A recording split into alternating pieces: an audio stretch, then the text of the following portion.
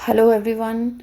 तो आज हम बात करेंगे स्ट्रक्चर ऑफ सेंटेंस की। पिछली वीडियो में आपने समझा स्ट्रक्चर सेंटेंस क्या होता है। तो sentence group of words which make any sense.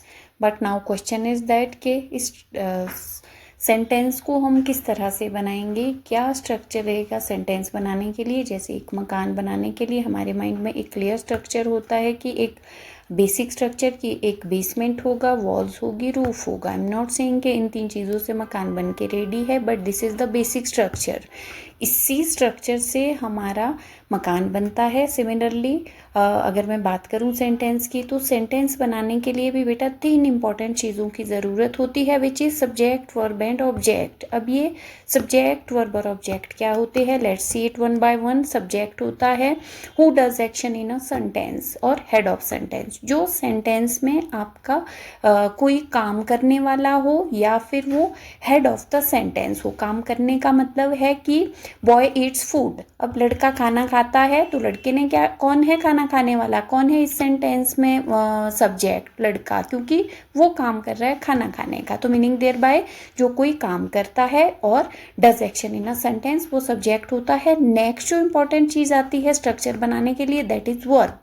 Verb जो सब्जेक्ट ने काम किया, who shows the action of subject, और एक्शन वर्ड। कोई भी सेंटेंस का ऐसा वर्ड जिससे हमें पता लगे कि क्या काम किया है सब्जेक्ट ने। क्या सब्जेक्ट ने कुछ खाया है, ईट किया है, या फिर कुछ लाया है, ब्रिंग, और कुछ दिया है, गिव, या फिर कुछ लिया है, टेक। तो इस तरह के वर्ड जो होते हैं they are called action word, या फिर सब्जेक्ट ने जो काम किया उसको हम वर्ब बोलते हैं। यही वर्ड होते हैं डूइंग वर्ड या फिर एक्शन वर्ड।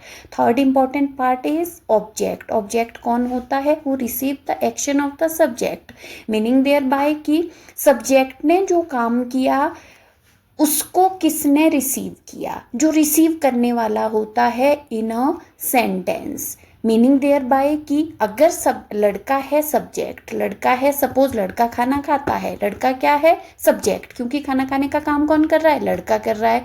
तो लड़का बॉय। अब क्या किया लड़के ने, दैट इज वर्ब। खाना खाने का काम किया, खा रहा है लड़का, लड़का बॉय ईट्स। अब क्या खाया, फूड खाया, उसने खाना खाया। तो ये जो फूड है ये रिसीवर है एक्शन का, किसके, सब्जेक्ट ने जो काम किया है उसका डायरेक्ट इफेक्ट किस पे पड़ रहा है, खाने पे, क्योंकि खाया किसको गया है, खाने को खाया गया है। तो तीन चीजें आपको क्लियर हो गई। सब्जेक्ट जो सेंटेंस में कोई एक्शन करे, वर्ब जिस वर्ड से पता लगे कि कुछ काम किया है सब्जेक्ट ने, मतलब वो कोई भी काम हो सकता है, और ऑब्जेक्ट जिसने उस एक्शन को रिसीव किया जो सब्जेक्ट ने किया था। तो इस स्ट्रक्चर में, इस फॉर्म में हम सेंटेंस को फ्रेम करते हैं। सबसे पहले हम एक सब्जेक्ट ढूंढना होता है कि जो हम बात करना चाह रहे हैं जिस एक्शन की, वो कौन करने वाला कौन है, वो सब्जेक्ट होगा। अब उसने जो काम किया वो हम ले लेंगे वर्ब, और उसने जो जिस पे उसके काम का इफेक्ट पड़ा वो होगा ऑब्जेक्ट। एग्जाम्पल आप देख सकते हो, for example he goes to school.